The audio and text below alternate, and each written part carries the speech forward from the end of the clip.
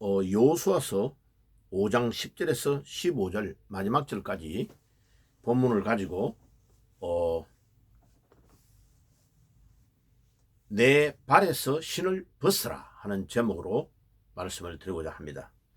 자, 앞부분은 하나님께서 이스라엘 백성들에게 길갈에 진을 치고 그달 14일 저녁에 여리고 평지에서 유월절을 지내라고 한 것입니다. 자, 이 유월절은 무엇일까요? 건너뛰어 넘어간다. 영어로 말하면 pass over, 넘어서 지나간다는 뜻이죠. 이게 출애굽기 하나님께서 12장에 이스라엘 백성들이 출애굽할 때에 전날 저녁에 다 모여서 양을 잡아서 구워서 양을 먹고 그 양의 피를 문설주에 발라라고 했습니다. 왜냐하면 하나님의 사자가 그날 밤에 애굽의 바로왕부터 모든 신하와 종들의 집에까지 첫 번째 난 장자와 그 다음에 짐승들 중에 첫 번째 태생한 것도 하나님이 다 죽이겠다고 하신 것입니다. 왜냐하면 바로왕이 끝까지 버티면서 이스라엘 백성들을 보내지 않으려고 하니까 9가지의 재앙을 내렸는데도 끝까지 버티니까 하나님이 마지막에 장자를 다 죽이는 엄청난 재앙을 하나님께서 내리시는 겁니다. 자, 이 장자의 재앙을 받지 않고 저항하면 다 죽는 거죠.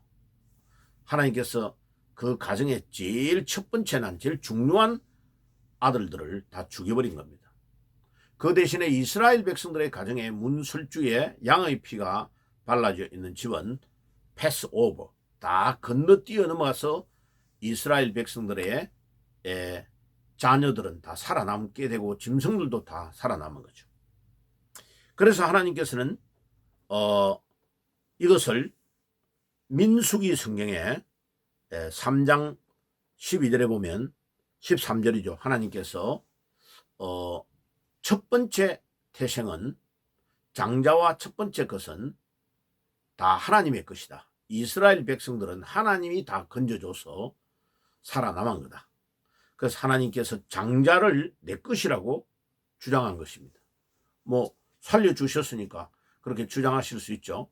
자, 그러면 그 장자들을 전부 다 하나님이 볼모로 잡고 계시면 이스라엘의 가정이 아무것도 안 되잖아요. 제대로요. 그래서 하나님께서 어떻게 하셨냐면은 장자들을 다 볼모로 잡는 대신에 레위 지파를 한 지파를 따로 딱 해서 하나님께 완전히 봉사하는 지파로 만들겠다고 하신 것입니다. 그 대신에 이스라엘의 각 가정은 남자의 숫자만큼 쇠를 내고 또 헌금을 내는 것, 또 짐승 이런 것들을 번제로 드리는 모든 것들을 가지고 제사장들과 성전에 필요한 모든 것들을 채워서 사용할 수 있도록 하나님께서 그렇게 허락하신 것입니다. 그래서 이 유월절을 지키는 것은 굉장히 중요한 절기죠. 자, 이 유월절이 우리에게는 구원에 대한 감격을 감사로 표현하는 절기에 해당되었습니다. 이스라엘 백성들에게는 3대 절기가 있는데 첫째가 유월절, 두 번째가 오순절, 세 번째가 초막절이라고 합니다. 이 초막절이 우리가 추수감사주의를 11월 달 정도 돼서 드리죠. 그죠? 그 추수감사절과 일치되는 절기입니다. 그러니까 1년의 모든 열매를 다 거두어 드려 가지고 하나님께 감사하는 절기니까. 창고에 저장하면서 하나님께 감사하는 절기죠. 오순절은 뭐 사도행전에 나오는 것처럼 그 절기를 통하여 이제 6월절 지나고 오순, 순이란 말은 12조죠. 10이 5분 지나는 거 50일이잖아요. 그죠? 그 절기를 말합니다. 그런데 놀랍게도 이 오순절 날 초대교회에 성령의 충만한 역사가 사도행전 2장에 일어났죠. 그죠? 자, 그래서 이 유월절은 굉장히 이스라엘 백성들은 중요한 절기고, 아비벌, 그 종교 달력으로 1월달에 해당됩니다. 아비벌 14일 저녁에 시작돼 가지고 하나님 앞에 이 유월절 절기를 지내고 이게 누룩 없는 떡을 먹도록 그렇게 하셨죠. 왜? 애굽에서 이스라엘 백성들이 고난을 당했던 것을 기억하고, 이스트 없는 빵, 누룩 없는 빵을 먹으면 빵이 맛이 없잖아. 그죠? 그 빵을, 맛없는 빵을 먹으면서 조상들이 고난을 당하고 애굽에 종살이했던 어려움을 당했던 것을 기억하도록 하기 위하여 유월절을 지내는 겁니다. 그래서 우리에게는 이제 구원에 대한 감격을 늘 생각하고 기억해라는 거죠. 유월절이. 자, 그래서 출애굽에서 해방한 것을 이스라엘 백성들에게는 기념하는 절기입니다. 자, 그리고 이제 11절로 가면 그 땅의 소산을 딱 먹고 가나안 땅에 들어가 가지고 그 소산을 먹고 그 다음 날 만나가 내리던 것을 멈추게 하십니다.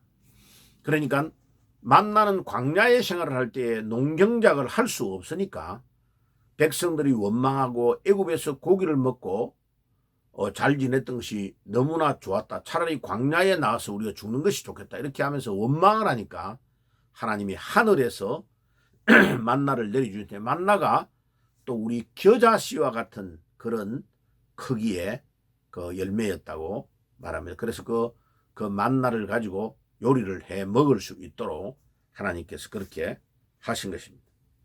그런데 요한복음 6장 51절과 58절에 보면 예수님이 특별히 58절에 광야에서 만나를 먹었던 우리의 조상들은 다 죽었지만은 영원한 생명의 떡인 예수 그리스도를 먹으면 영원히 산다라고 요한복음 6장 51절과 58절에 예수님께서 강조하십니다.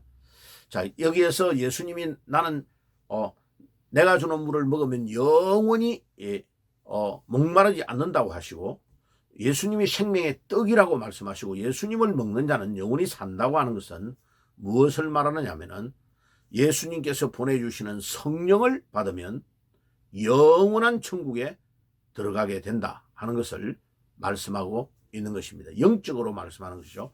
요한복음은 특별히 수가성의 여인, 우물가의 여인에게 말씀하셨던 말씀, 요한복음 4장이나 요한복음 5장 6장, 요한복음은 상당히 영적으로 중요한 메시지를 예수님께서 직접 던져주신 것을 사도 요한이 다 기록을 한 것입니다.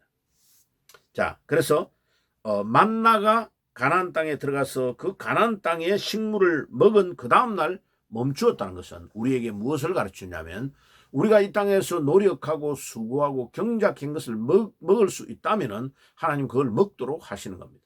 그러나 우리의 힘으로 우리의 능력으로 절대 안 되는 광야의 길을 갈 때는 우리 하나님께서 만나를 하늘에서 내려주시고, 또 고기가 먹고 싶다 하니까 메추라기를 보내주신 하나님이십니다.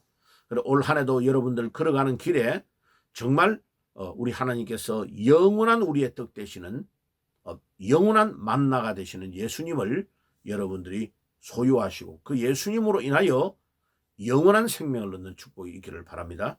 자, 그 다음에 이제 13절과 15절에 요수아서 5장을 마감하면서 아주 중요한 일이 일어납니다. 이 백성들에게 앞부분에 할례를 행하게 했고, 요단강을 건너고 나서 그러니까 남자 어른들이 전부 다 할례를 행해버리니까 포경수술을 적군들 있는데 가가지고 해버리면 어떻게 됩니까? 이 전쟁에서 한 2주 가까이는 아무것도 거동을 못하는 상황인데 몰살에 죽을 수도 있단 말이에요.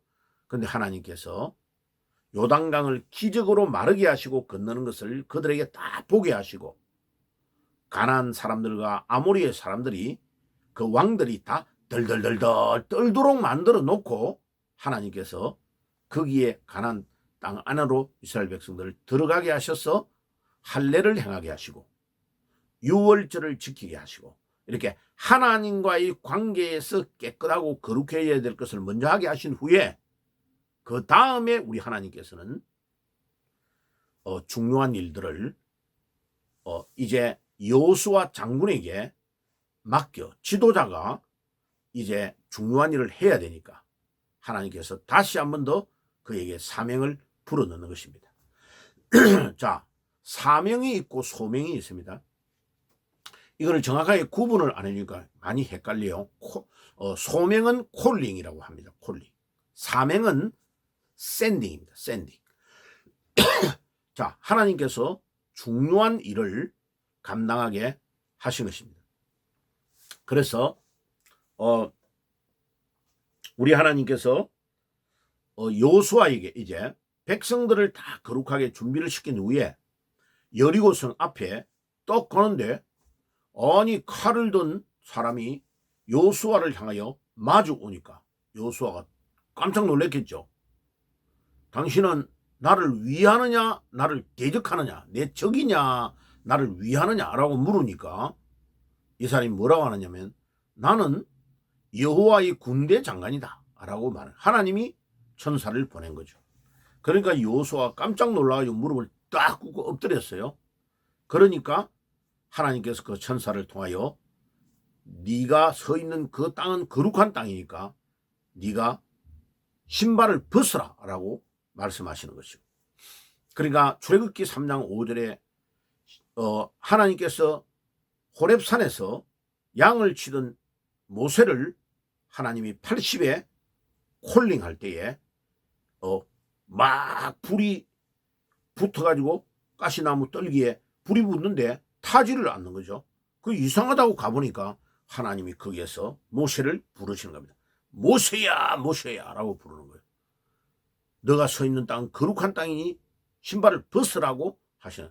그때에 하나님이 모세를 딱 부르시고 콜링하시고 그에게 샌딩 사명은 뭐를 주느냐 하면 너는 너의 동족 애굽에 있는 종살이하는 동족들을 이끌어서 요단강 앞에까지 딱 갖다 놔라는 거죠. 그게 모세가 하나님으로부터 콜링이 돼가지고 샌딩된 사명이 그것입니다.